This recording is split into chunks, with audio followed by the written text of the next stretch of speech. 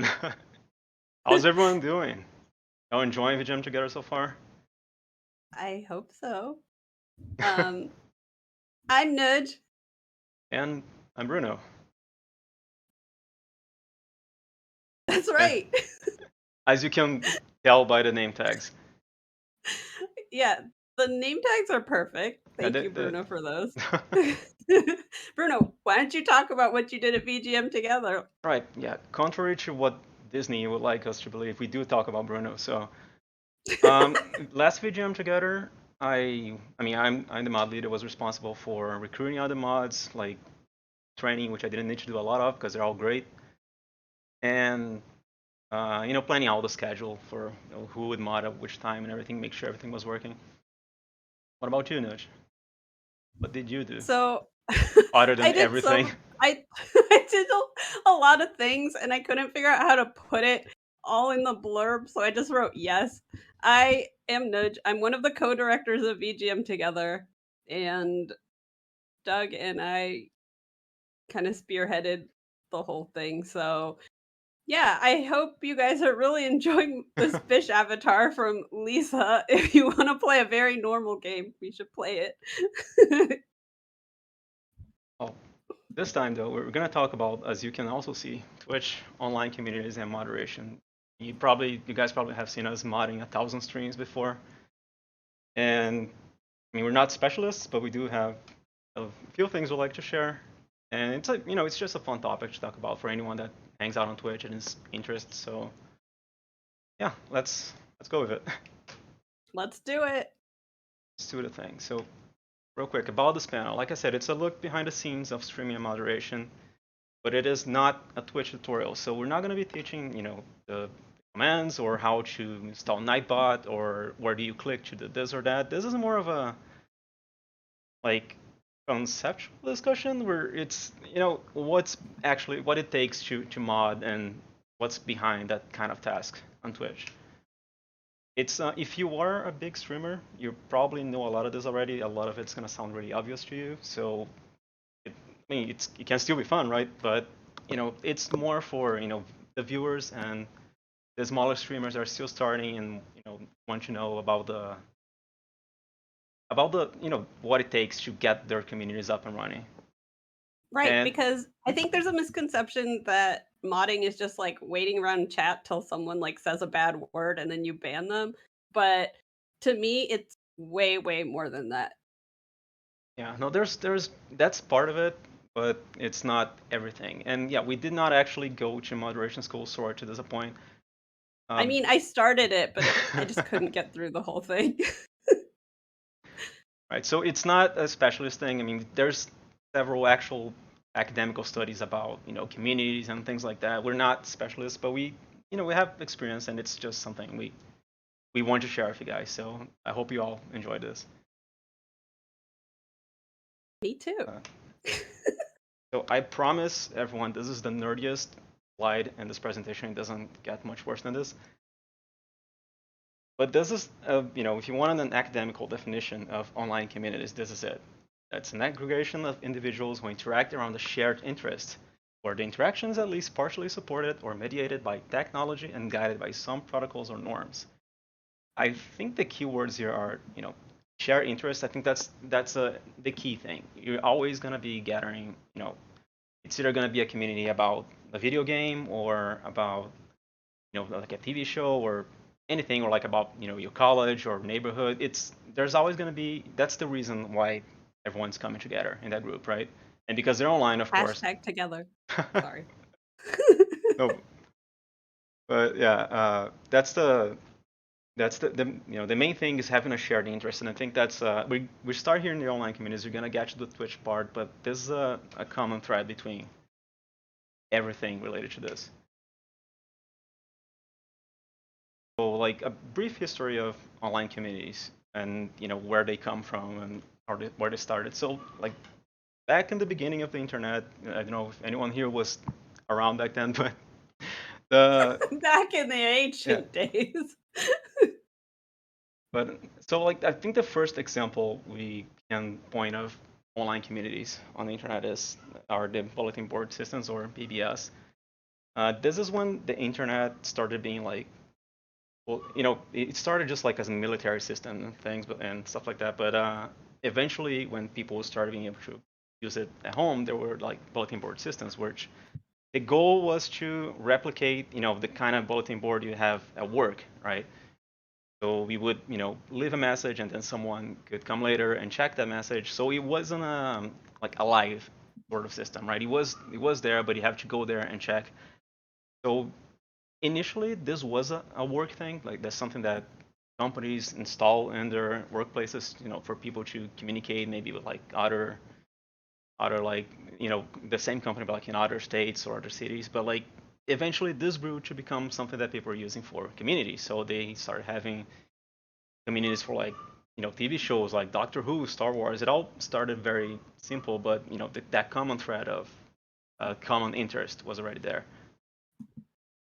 And you see the system nowadays still in online forums, but that's like the web version of it, right? The I guess the modern version that survived to these days. We have electronic mailing lists. I don't know if anyone remembers Yahoo groups where you'd like have this email that you send, and then everyone that was signed up to that mailing list would get that same email, and then you keep replying to each other like that, and it was really chaotic. But that's also Everyone just hits reply to all forever. yeah, and you had like those emails with like those giant threads of replies. But yeah, this is also like an early example of online communities forming on the internet. And this is like when you started having actual emails, people had their own addresses. It wasn't like this super esoteric thing only for the workplace anymore. Like I said, the message boards and forums were also important. IRC or internet relay chat, I'm pretty sure like people here in chat like have been to those chat rooms before.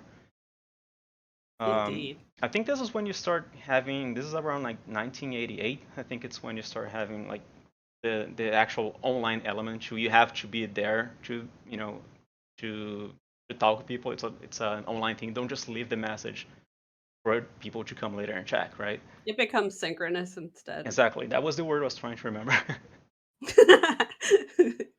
Yeah, that's when you start having like synchronous like live online chat. And one thing I'm not mentioning, but that you see in all this is that the figure of a moderator always existed on all of this. So on the BBS there was the sysop, like the forums. They have like the moderators. Obviously, most of us met we even heard the moderator word like for the first time. IRC had the operator, which was essentially the same role. And then we get to the more like modern era of the internet. So social networks.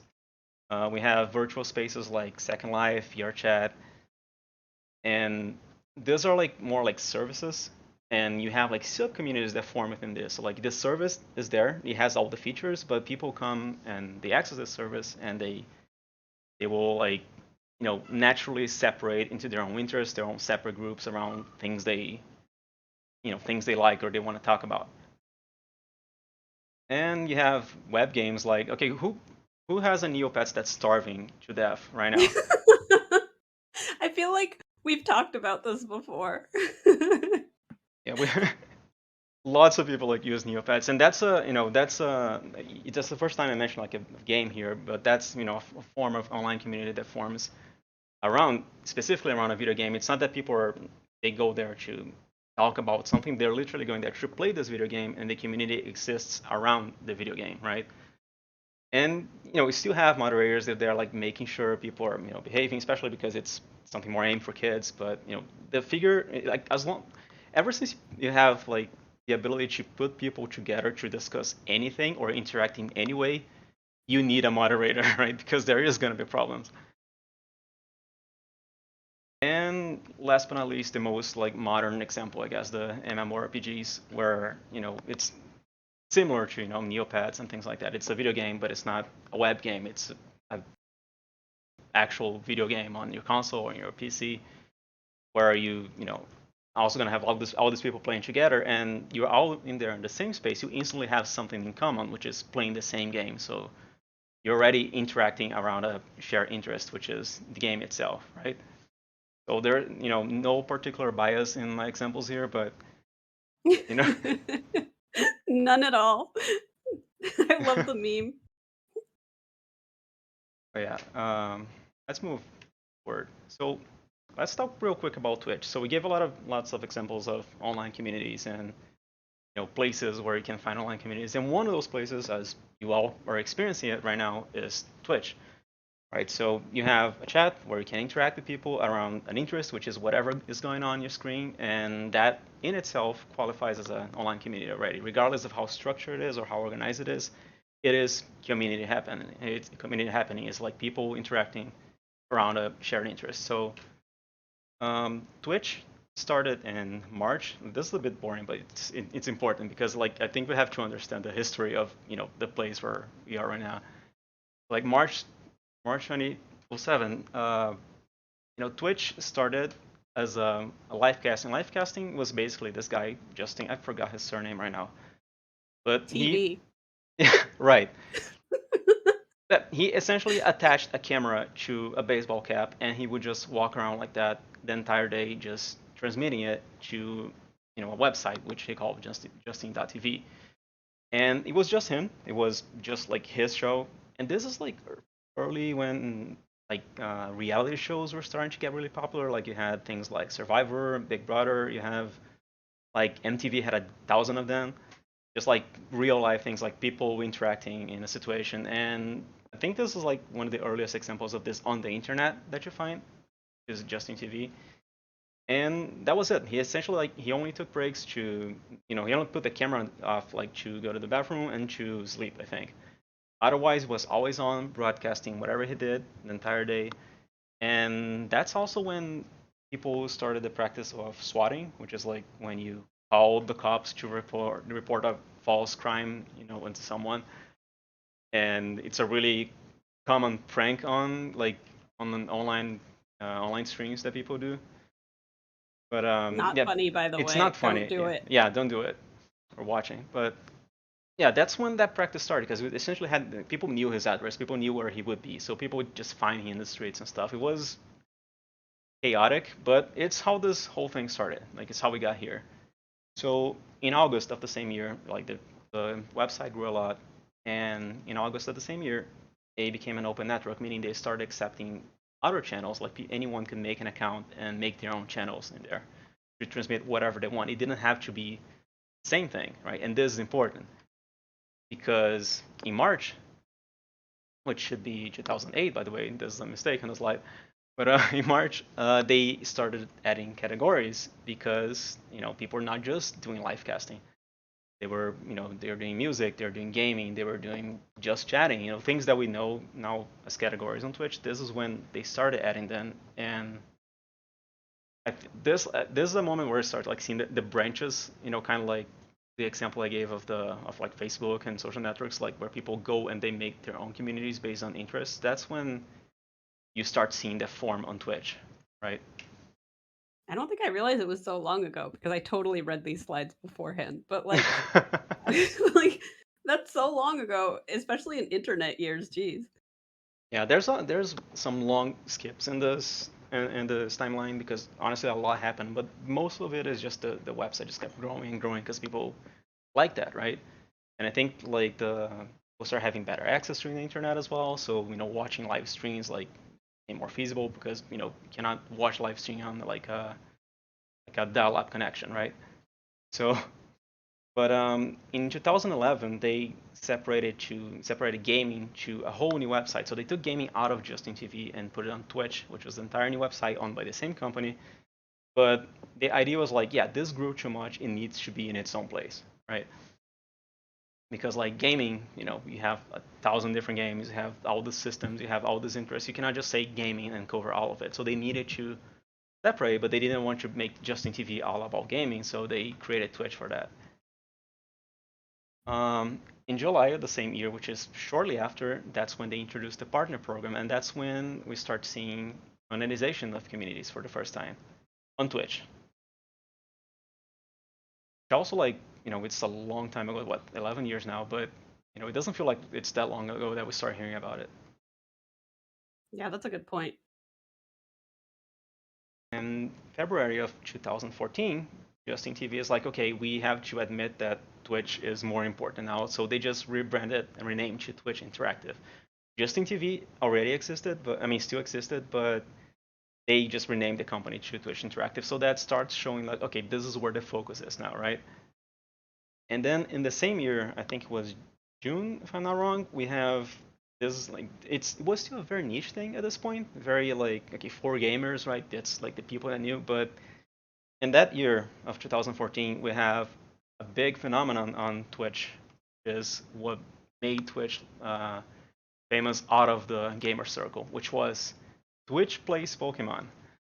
That was the first thing I ever saw on Twitch. I had no idea what Twitch was before Twitch plays Pokemon, but then I heard about it and I went on there and I was like, this is madness. That's the first thing a lot of people saw on Twitch because during that period of time where that was up, Twitch grew a lot.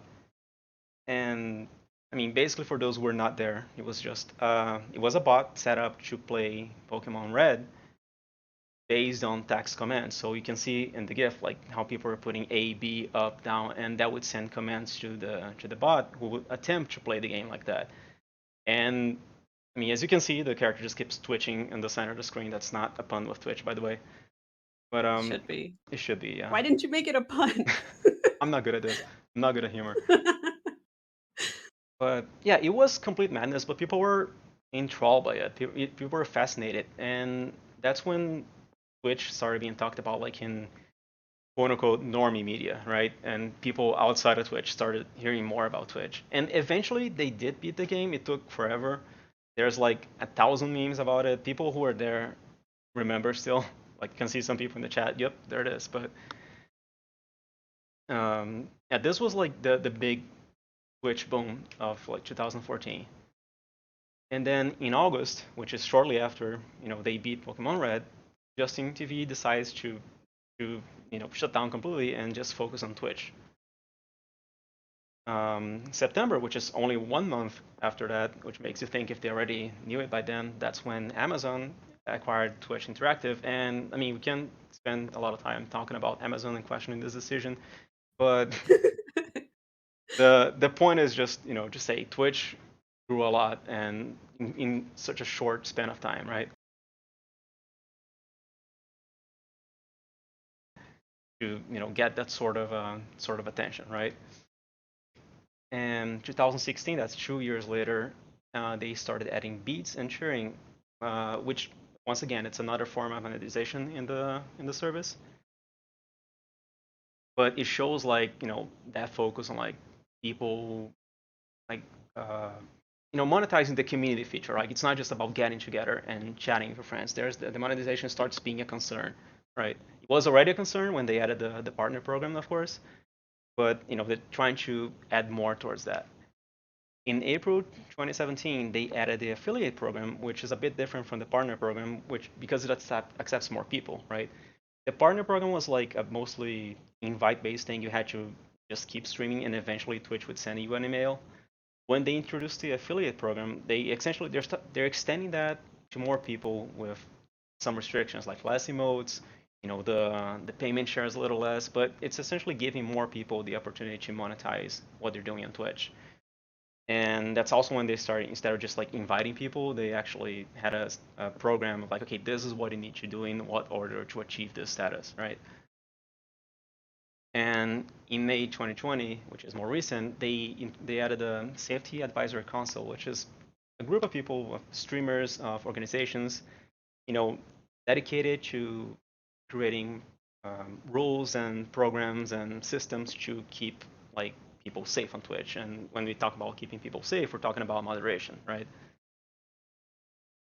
This was around when the hate raids were really big. We're gonna talk a little bit about that later, but it's showing the concern about we have community, you have a bunch of people, we need to moderate these people, and of course the moderation thing already existed, but this is them like adding something specifically for it, right? And 1 year later, in 2021, they're adding more categories for the stream. So it's not just like the game that you're playing anymore. There's like they're adding like the black category, the LGBTQ category, like things for that it's And less they of just added video game music. the added video game music, which is great, right? It's super recent I as put well. that suggestion in like 200 times before it happened. But it's like it's the idea of letting people organize themselves around their interests. Their which once again it's the concept of community on the internet, right? Um, moving forward, okay, so why Twitch? Like, why do people watch Twitch in the first place? And why do they not go like to TV or to YouTube or other places where they can watch content? So like, I want to ask you, Nujj, what brought you to Twitch in the first place? You want to hear my Twitch I story? want to hear a Twitch story. I think everyone wants to hear a Twitch story. Okay, so before, my only interaction with Twitch had been that Twitch plays Pokemon, and then I forgot about it. And then I was really into video game music, so I'd go to all these video game music conventions and like MagFest and PAX, and at all of them, there was this guy, Drum Ultima. You may have heard of him because he's my co-director, and I would see him play music everywhere. And I was like, wow, he's really good. Oh, I wish I could hear him more often than, like twice a year. So when I went home after one of, I think it was MagFest, I don't know. I I I started just like maybe he has a website, and then I went on his website and on there it said I stream on Twitch, and I was like, there's music on Twitch? Like that's weird. I didn't know that. I thought it was just random games and Twitch plays Pokemon. So I followed his stream, and one of the days I was there when he went live, and I was like, huh, I can see him perform live all the time. This is amazing. And I just started showing up at all the streams. And through that, I met all the people who also came to a stream all the time, like you and a whole lot of other people I see in chat today. So, Right. I showed up for the music, but I stayed for the community. Precisely, and that's a important point. Like the community part, once again, is what the presentation is all about. But like I think one of the main reasons why people come to Twitch in comparison, like why not just watch Dramultima playing on YouTube? Like he has videos there, right? But there's a discerning element when you're talking about live content, right? In comparison to recorded content. And of course, Twitch now has a live system, and like Facebook has that too. But that's something they added in response to the success of Twitch, right? It came after. So Twitch is kind of like the pioneer when it comes to live content, right? And like I think people come to Twitch in opposition to other services because for one, they can participate in the content, and that's not just like playing games with the streamer because some streamers do that. It's like just talking in chat, just being there. You're not just like passively watching a video and then moving on. Like you're there watching, but you can, the streamer can ask a question, you can respond, or you can ask them a question, which is also important. Like there's a game they're playing and you're interested in that game, like should I get this game? And you have something you want to know, you can ask, okay, can I do this in this game, or is this a feature? Like you can, that's not something you can do in YouTube. You can leave a comment, but maybe they will reply, maybe they will not reply, maybe a bunch of people will reply nonsense, right? So, That um, never yeah, that happens. never happens. But when you're talking about live content, you're talking about interaction, right? And that's the sort of thing that people seek for and when they're looking for that. When like also when we're talking about Twitch, we're talking about directly supporting the streamer. So on YouTube, for example, you can go and subscribe, you can follow, you can share the video with someone else, but Twitch you can do bits when they do something interesting or fun or whatever. You can subscribe, you can gift subs. So there's all these features that you know there's still monetization, just like YouTube has monetization, but it feels like you're directly supporting the streamer. It's not just a passive thing of sharing their video with other people, right? And that's a very unique thing from Twitch specifically. Other than that, you can of course interact with them, like I said, and other viewers. There's the community around that streamer, right? The shared content, I mean the shared interest that people have on Twitch is the streamer itself, right? So that's you already have something in common to talk with everyone in chat, which is whatever is going on the screen, so that it's easy to start conversations, it's easy to meet people, and people look for that, which they cannot get on like something like YouTube with pre-recorded content. And of course, this all goes back to being part of a community, which was Nujj's first answer to why she came and stayed on Twitch, right? So following the story about coming because of from Ultima streams, Twitch music specifically, and I think that's important. We're not going to talk a lot about Twitch music, but I think it's important to, especially because we're in VGM together, right? There's an M there that stands for music. But it's important to point like, why people, once again, not only why they watch music on Twitch, but why they stream music on Twitch. So first of all, it's an alternative to things like Spotify and, like I already mentioned, YouTube. So on Spotify, you leave your music there, and essentially you need to leave it there like for a certain amount of time, and it has to be listened to like several times in order for you to get anything from it, right?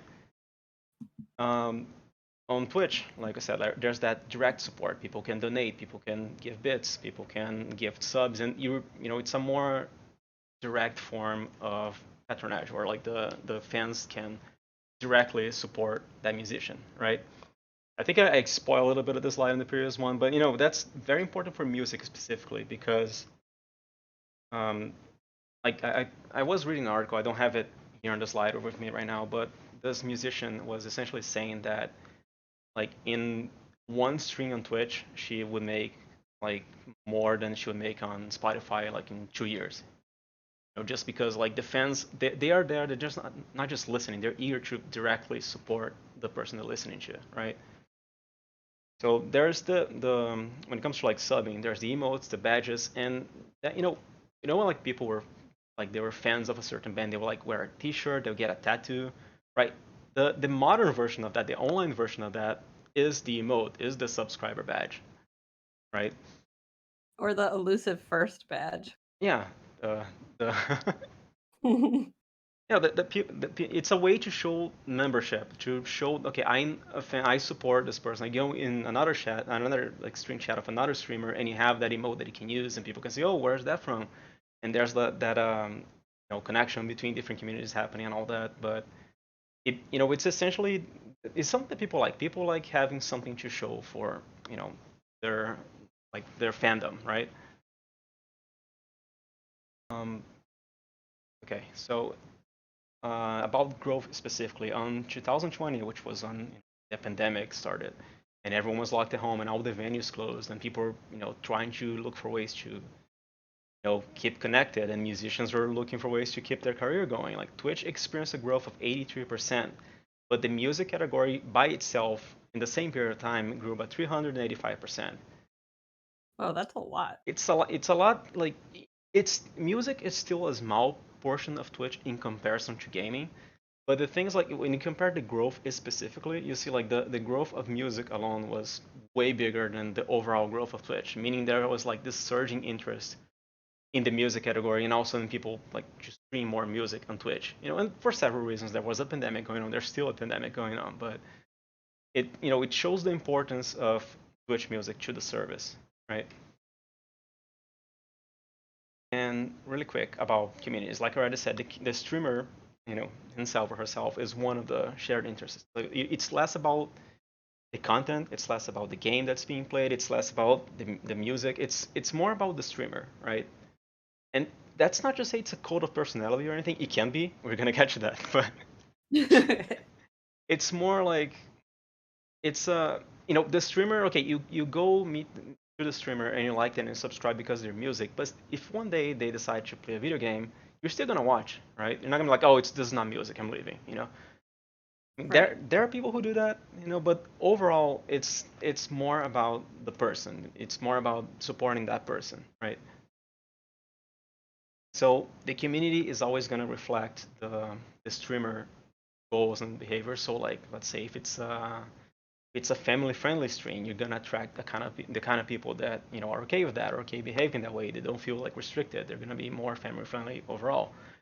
if you're like just streaming for your friends versus streaming for like trying to make a career out of it, right? The kind of community you have is a reflection of what you're putting of yourself out there, right? So some Yeah, I people would are, definitely agree with that. yeah, some people are, they just fine with like, especially in the pandemic when everyone was looking for connections, right? People are fine just streaming for like 5 friends and that's fine. They're not trying to become the next like big streamer, and that's fine. You're gonna have a loyal small community of your friends, and that's totally fine. There's no end game where everyone has to be big. There's not space for everyone to be big like that. you know but sometimes the community themselves, they guide your goals a little bit. So you may observe, okay, I'm attracting a certain crowd, or people are more excited when I do certain things or when I play certain kinds of game, and you may decide to ignore that and do your own thing. You may decide to change to do that. But like, this is a little bit different from things like YouTube, where you're not just following the algorithm, right? It's more about following the community desires and meeting the community desires, right? Or your own. But it's less about, it's not just trying to play the biggest new release that's going to get you a bunch of viewers. Some people do that, and that's fine. But there's more to the system than just that, right? And Yeah, like, and yes, going sir. back to what you said before though, I think that one of the things I've noticed is streams that maybe take a little bit longer to build up and are smaller for a longer period of time actually have really, really tight knit communities at times. And those people really become friends and do a lot more together than just, watch a stream once a week, you know? Right. Yeah, there's a difference between like you're in a stream with like a super busy chat and chat's flying at a million miles per hour versus like a smaller community where everyone knows everyone and everyone's chatting with each other. And once again, it goes back to the goals and the kind of community you have, but it's always a reflection, right? Of it's a back and forth between the streamer and their community. It's not just like a one-way thing. So the community helps the streamer change their goals or update their goals, and that reflects on the kind of community you attract, and you just decide where you want to go from there, right? And once again, just a quick notch to what I was saying before, the system of the emotes, the subscribers, it rewards loyalty. There's the channel points now, which is a somewhat recent addition as well. But like, it promotes the exchange between different communities. So like, you may go in a community totally unrelated to the stream you just watched, or like there's raids too. There's this like cross pollination between communities that doesn't happen in a system like YouTube, for example. In YouTube, maybe someone's gonna like post your video on Twitter and send their community to see your stuff, but like, on Twitch, it all happens within Twitch itself, right? It's a system designed to work. It has flaws, but it's overall designed where the communities can exist on their own, but also exchange with each other. But with Mhm. all that said about Twitch and the systems and everything, let's talk a little bit about moderation itself, right? Is the main thing we're quote unquote good at, or not good, but I guess experienced. I guess I just did a lot of it. So I think Nudge mods way more channels than I do. We I have, do mod a lot, yes. I mean, none of us can compete with Graxanov, which mods like a billion channels. But Grax is the ultimate mod. yeah, I so am but a mere shadow of Grax. how did you get into modding in the first place, Nudge? What is like your first experience? Was it also Drum Ultima? It was. Um, Put it on I the just spot. became yeah. No. So I became just like a pretty consistent viewer of the stream and would talk to Ultima about, different parts of the stream. And I remember one time, I think this was before we had a system to like close requests, and then one of the highlights went viral on some like post somewhere, and we started getting weird requests in, and I was like, you should just make me a mod so I can ban everybody, kind of as a joke. But then he was like, do you want to be a mod? And I was like, yeah, I guess so. I could do that. And then it all just snowballed from there. That's fair. I mean, it was similar to me, honestly, but yeah. Um, so the most important task of moderation, and like, people are gonna have differing opinions on this, and like, I myself, I struggle a little bit to decide what to put in here, because there are several things that are important to moderating. But if you had to boil it down to one thing, a single thing, it would be to create and foster a welcoming and comfortable environment aligned with the goals of the streamer and the demands of the community. So And also, this also comes from what you asked me yesterday, right? It was yeah, yesterday. Yeah, so Bruno did ask me. He's like, "What does modding mean to you?" And I think like this statement is probably an amalgamation of like what Bruno wanted to say and what I wanted to say. So I think it's probably absolutely correct since we're the teachers of moderation school. yeah, yeah, and it goes with what I was saying. It's not just like, oh, I'm gonna mod in order to make the stream get big or in order to get more views. Or no, you have to be considerate of what are the goals of the streamer, what are the demands of the community, what do everyone wants, what's the best way to get this group of people that have a shared interest and make people, happy here, people comfortable here. So everything you do about modding, the things we're going to discuss on the next slides, they're all, it's always important to keep in mind this is the end game. This is the ultimate goal of modding, is to, create an environment that's comfortable for everyone and that meets what people want from it. So if we had to, explain what the roles of a moderator are, you know, that's the ultimate goal. But like the main, how to split that in roles, I would split that in two very specific roles, and they branch into a billion things, but the two main roles, in my opinion, are first of all rule enforcement. That's the moderator we all know. The moderator we see, in all those other kinds of communities that show before on, IRC or on bulletin boards and forums. It's the moderator that's there to make sure people behave, right? So you have to keep the community interactions within the guidelines. So we have rules, and once again, this varies with the streamer. So maybe it's a safer work kind of community, so you don't want to leave like curse words in chat. Sometimes it's like more chill, we don't care about that, so that's fine. But like, you have guidelines, and you have to make sure people stay within those guidelines, right? Um, Sometimes creating those rules is also part, it's a part of the moderator's task. We're not just enforcing them, we're also creating them with the streamer often, of course, because it's still the streamer show. But we it's it's all done together, so it's a work that we all together. But we often participate. Like for VGM together, one thing that I forgot to say in the beginning is that I also worked on creating the code of conduct of the event. But it wasn't just me. Like I was asking for opinions from a bunch of people from the team because it had to be everyone's vision, right, for what the event had to be. Hmm. Yeah, and I think that sometimes the moderators of a stream almost have a depending on the type of stream, they can have like a really good pulse on what that community needs because especially for music streamers, a lot of times they'll be performing and they cannot always be there in chat and the moderators are and you can really see like like this is the need of this community, this is the type of community we're growing and can really cater to that then. Yeah, the moderator has an inside view, right? And that's something that I actually want to mention a bit later in one of the next slides. But it's moderators are going to have a better view of what's going on because the streamers just there like playing their game and trying to be entertaining and playing their songs and taking requests. And we moderators were dealing with everything else that's going on, right? So it's important to offer that sort of vision. Hmm. Um, it's not moving forward. Okay. So this role often extends to other online spaces. So if you're the kind of streamer that has a Discord community, it's often going to be the same people that mod your stream. They're also going to mod your Discord. They're going to have similar rules. It's all the same community, right?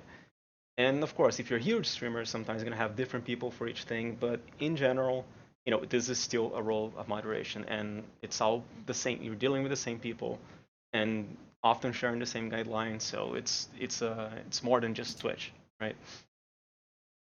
And this is like what I call the visible work. It's what everyone sees. Everyone sees when you're banning someone or when you're, telling someone the rules, right? It's what, moderators are known for. And there's also the second role, in my opinion, which I call the invisible work, which is community management.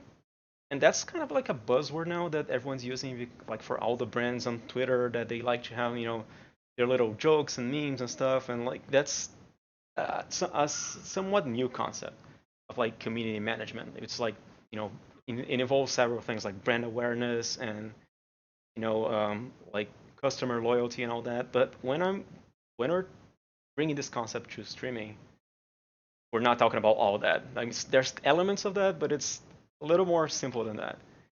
So the moderator is assisting in keeping the community active and engaged. So you don't leave everything for the streamer to do, right? So you're in chat, you're talking to people, you're something that Nujj does a lot, which is welcome people into chat when they arrive, right?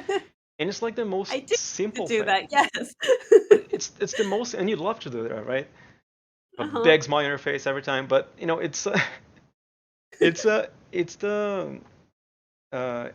a thing that looks simple and like duh, like everyone should do that. Like, but yeah, but a lot of people don't, and it's the simple things that people they come to your community if they're new, or even if they're not, but it keeps the people engaged.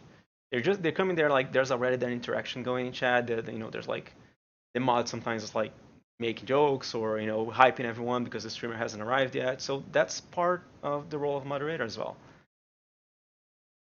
Yeah, and So also like curating the community's jokes, right? That's why I like to make so many Nightbot commands on the streams that I mod. It keeps those jokes alive and it kind of helps them reach the new people who weren't there maybe that stream, you know? and that's what this next point is about, actually. Gauging and reacting to the interactions. So like you're there as a witness to everything that's going on, but like you're not just watching and being like, okay, cool, I'm modding. Like no, you're seeing like, oh, this is something interesting. Maybe this should be an iPod command, or maybe we should make a poll about this.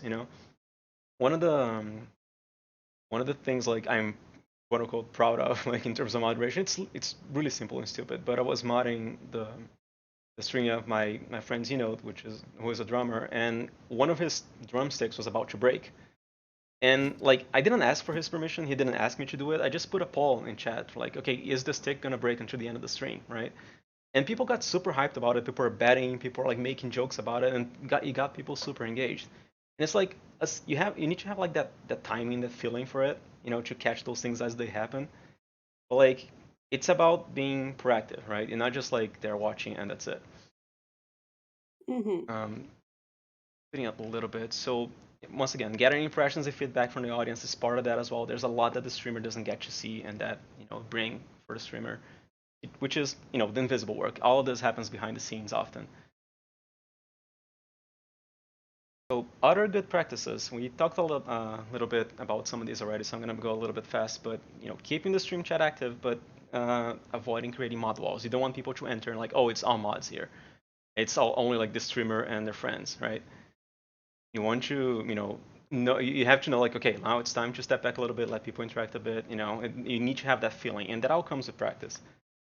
So not bringing the audience's attention to ongoing issues, that's important. You don't want to be like, there's something like broken on the stream or something not working. You don't want to put in chat, hey, streamer, like your thing is not working, like Right. because it just looks bad. It doesn't feel polished, right? So you want to keep the backstage matters to a private channel communication. That can be like a Discord channel with a mod, but like you don't want to keep like people sometimes, of course, they're gonna see that and say that themselves, the audience, and that's fine. But as a mod, you should not be doing that. And certain moderation actions, like not everything is invisible, but things like banning someone or kicking someone from the channel or deleting messages, you should try to do that as unnoticed as possible. You shouldn't like try to make a big deal out of like someone came in the chat, said a bunch of like harassment or whatever, like, and you don't want to like put a spotlight on that. You want to just like time out and move on, right?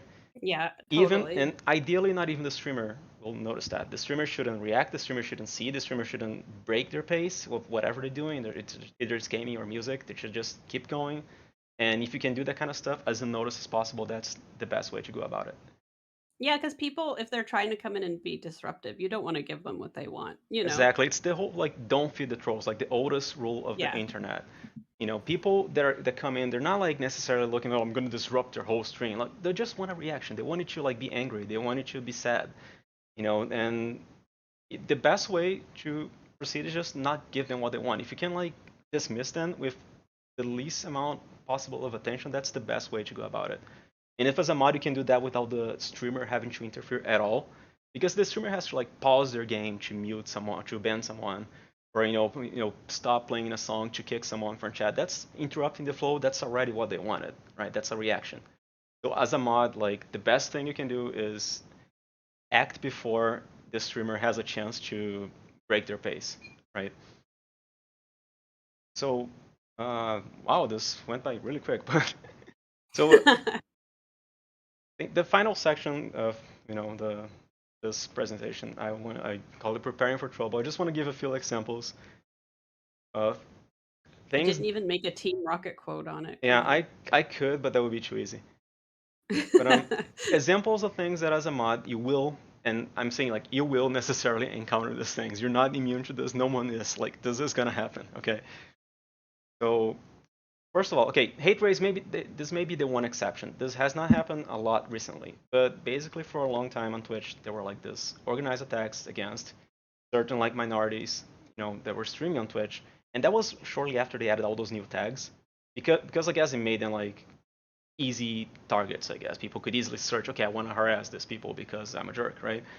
So like there were organized attacks against these groups of streamers, and basically made bots that would just spam chat with a billion like hateful messages.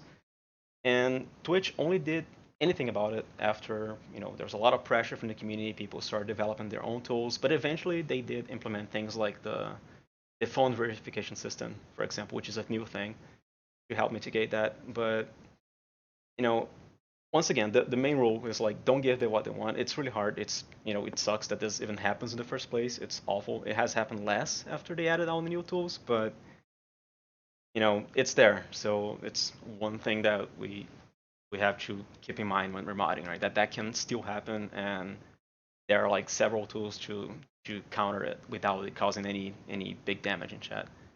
But as always, like just don't Before give there them what were they want. tools for that, Mhm.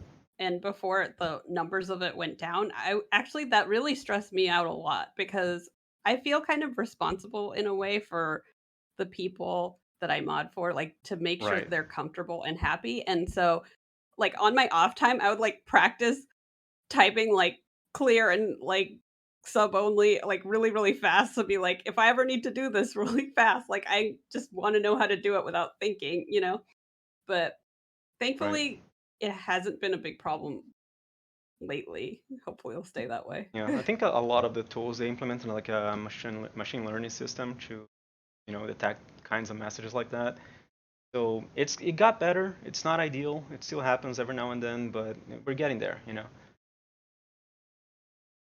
Um, what else? So parasocial relationships. This is a really complicated topic, and I definitely don't have the time or knowledge to talk about it here. There's a lot of academic studies about it that I really recommend that people look into this if they're ever interested in streaming in the first place. But basically, it's a concept that was coined by these guys in 1956. It's not a thing exclusive to streaming.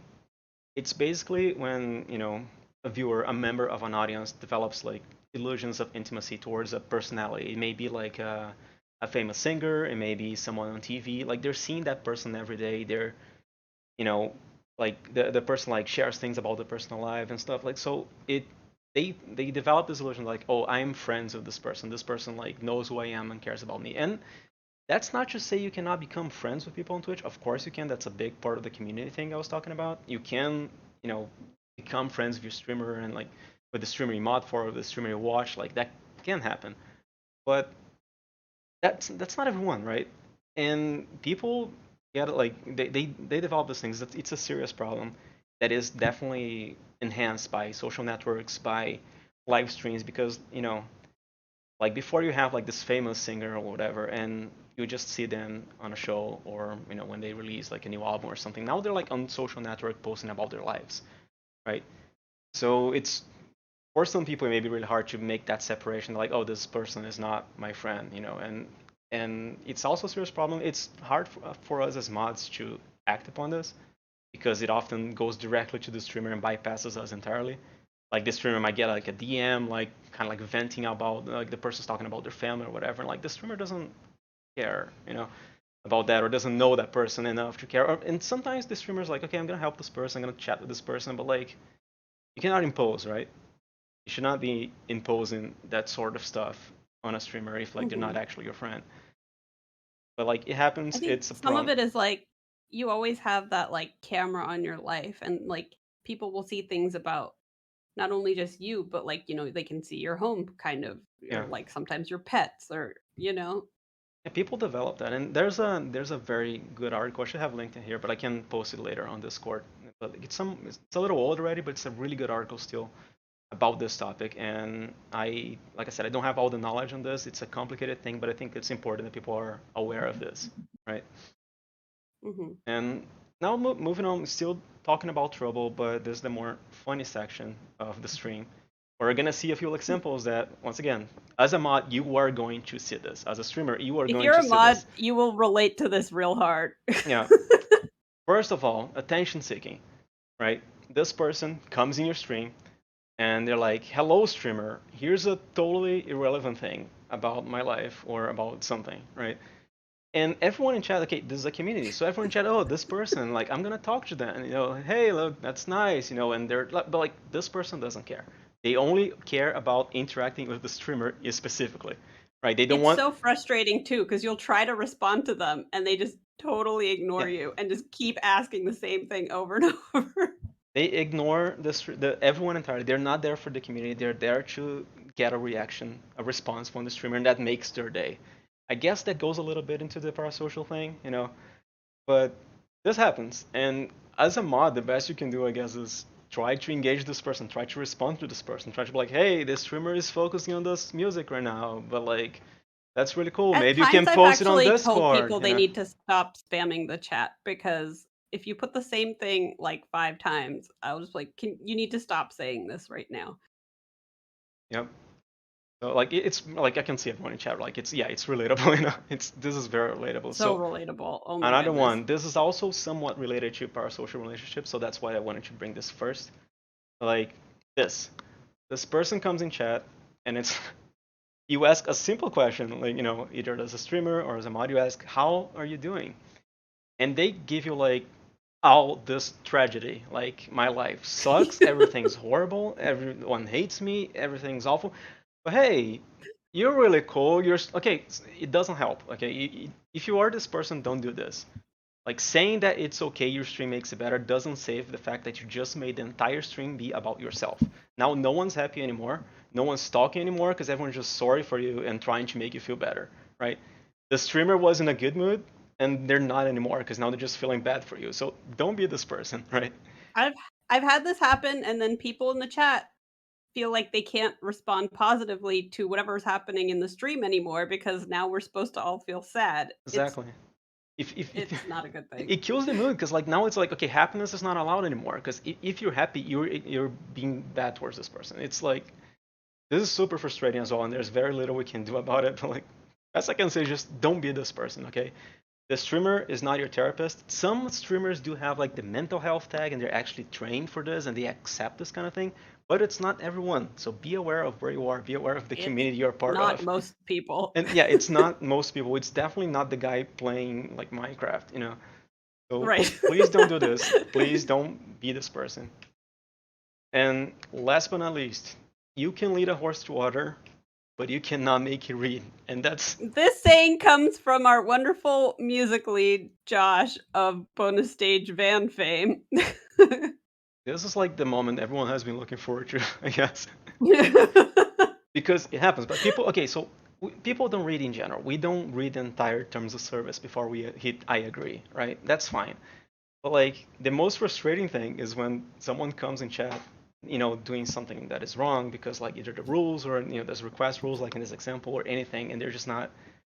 You're trying to guide them. You're trying to be nice. Hey, welcome. This is how you do the thing you want to do, and they're just like ignore you and keep trying the wrong thing, or doing the wrong thing, or acting like requesting the wrong kind of song. Like, oh hey, it's VGM only, and they keep requesting like anime or something, right? So yeah, games, not songs, right? It's awful. Like, so people will not read, and there's very very little we can do about it. You can type the most detailed, clear rules ever, and people are still not gonna read. And as a mod, the Yep. best we can do is take a deep breath and try to guide them the right way. If all else fails, and it will fail, like, just time them out and hope they understand, right? Sometimes they're gonna come back from timeout angry and do it worse and just ban them. But like, this will happen. People are bad, you know. This is just the part where we secretly vent about all the things that make us frustrated as mods, right? So to wrap this up real quick because we took a lot of time already. How do you become a moderator? Now that we everything that it takes to be a moderator, the tasks that it entails, what's the importance, everything. Now you're asking me, what do I do to become a moderator? So first thing I'll say, why? Why? Second thing, one does not simply become a moderator. It's not a thing where you just apply. It's not like you're just applying for a job, right? You don't just you don't just come to a stream and decide, oh, I'm going to be a moderator from now on, right? It takes like Yeah, I tried to do that on your stream and then I failed. right. So, but that's because I want to give you a Bruno break. won't let me mod for him. So like the real suggestion though, like being present, being helpful, being respectful. You need to get that feel for the community, where you are, what the demands are, who these people are, interact with them. But and here's the catch: you do this because it's the right thing to do, not because you're aiming for moderation, because you're looking for a reward. You just do this. Okay, this is the right thing to do in any community that you are a part of, right? Right. It's not. It should like becoming a moderator is not an end game. You don't come to a stream just like to a new job like, oh, I'm gonna be the boss one day, right? You just it should not be your goal. You're there because you want to be part of the community, because you want to interact with these people, you want to be friends, you want to share your love, your passion for the shared interest of this community. You're not there just to be the person with the sword that bans people, right? And Exactly. the main thing is like if you are fit for the role, you don't have to do anything. You don't have to apply. You don't have to get anyone's attention. You will be noticed. So don't worry about it. We're seeing you. So if you're a good fit, like if you are the kind of person that will make a good moderator, we're definitely seeing you already. And if you just like be patient, it's gonna happen. But don't focus too hard on that. Just enjoy your community. Just enjoy the place you are, and you know, be friends with people. I think that's what it's all about, right? That's why we're I know all there's here, so right? many people who are important to the communities and how they run that are not moderators. It's just all in your personality and what you choose to do when you get there. Exactly. We are low on time, but I Yeah, really want to say thank you to Bruno for animating this fish for me because this was the most fun I've ever had for talking on stream. yeah. I have a slide for questions, but I don't think we have time for questions. So if We anyone don't. has any questions, like please send them on the panel's discussion channel on Discord, um, and we'll do our best to like respond to people. If you don't have any questions, that's okay too. You don't need to have questions. That's fine. But I just want to thank everyone for being here, for watching us, for being here for VGM together in general. I want to thank Yes, Nudge thank you so for much. agreeing to be my fish puppet and do this with me because I love being the fish puppet. it would just feel awkward if I was just here talking to myself for like 1 hour. And thank you all for coming. That's it. Do you want to say any last words? Any parting Blub, words? blub, blub, blub. Thanks, everyone. Bye. See you next time.